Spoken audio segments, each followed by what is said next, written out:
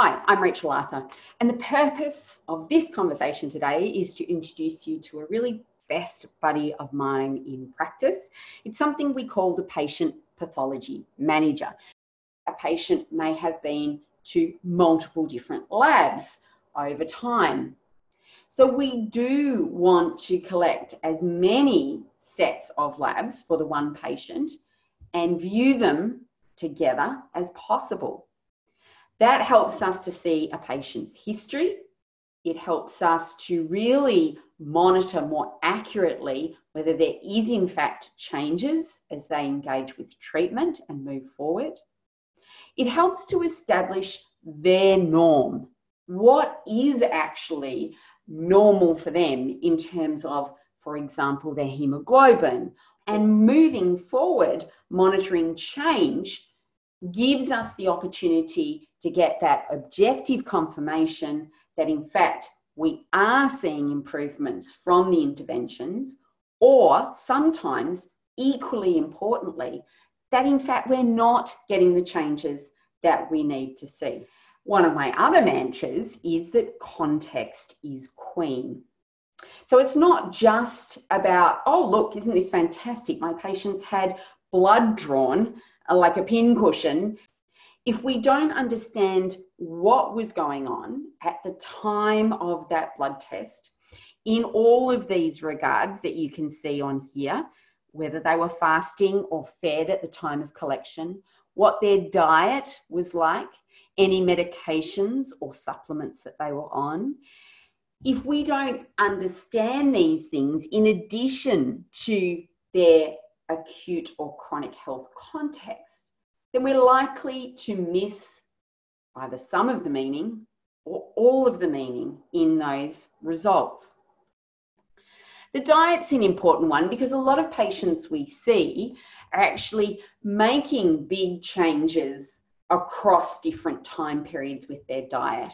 Or even if they're not making big changes, to always remember that this patient was vegan across the board, it helps you again to kind of orientate yourself with the case, remind yourself about why, for example, those protein intake markers might be dipping a little low. Let's have a look at an example. In terms of the diet, this is a patient who was trying out all sorts of diets for weight loss. Here we're doing a tail end of a Paleolithic diet. Here she moves on to an intermittent fasting model, and here we're not doing any restriction per se, just back to an omnivorous diet.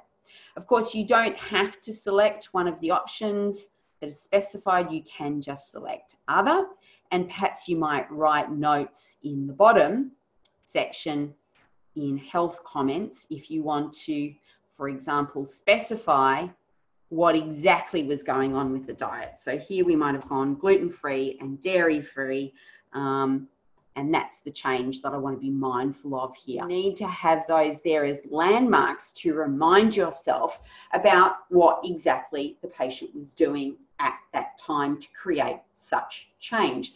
Otherwise, it remains a bit of a mystery, and we're working, I find, pedaling 4 times harder than we need to be, when in fact the answer about change and the source of change was right in front of us. And I'll show you some examples in a moment. Now, the parameters, of course, are not exhaustive. That would exhaust all of us if we included every parameter known to man.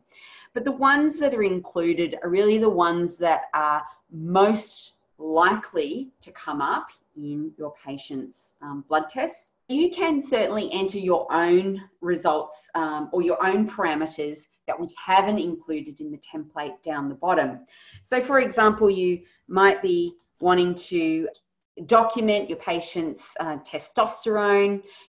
That's infinite how many extra parameters you can put in there to really make this work as comprehensively for your patient pathology management as you want it to. This first column refers or documents the reference range that is set by the Royal College of Pathologists Australasia. These values nominated for healthy fasting results come out of enormous amounts of research, reading of that research, and years of experience looking at patients' labs.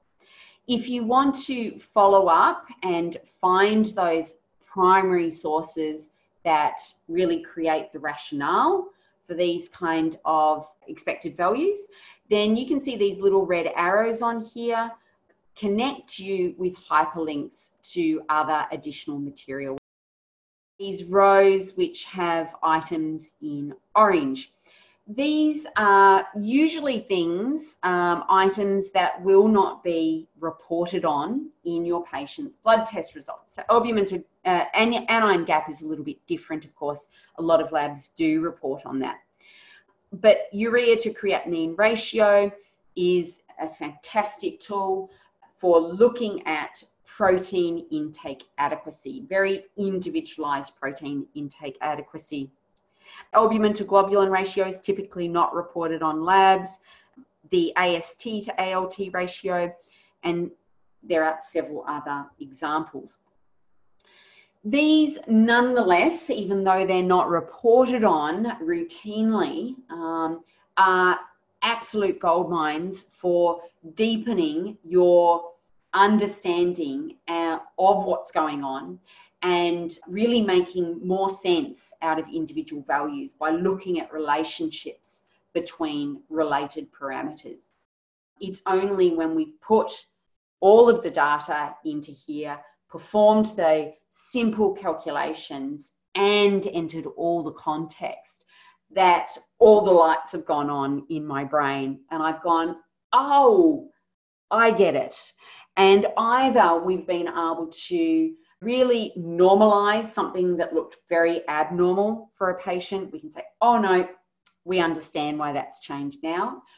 Or we may also pick up on the explanation behind some pathology that's emerging or some imbalance that's emerging. We can start to understand the mechanisms behind why that's happening.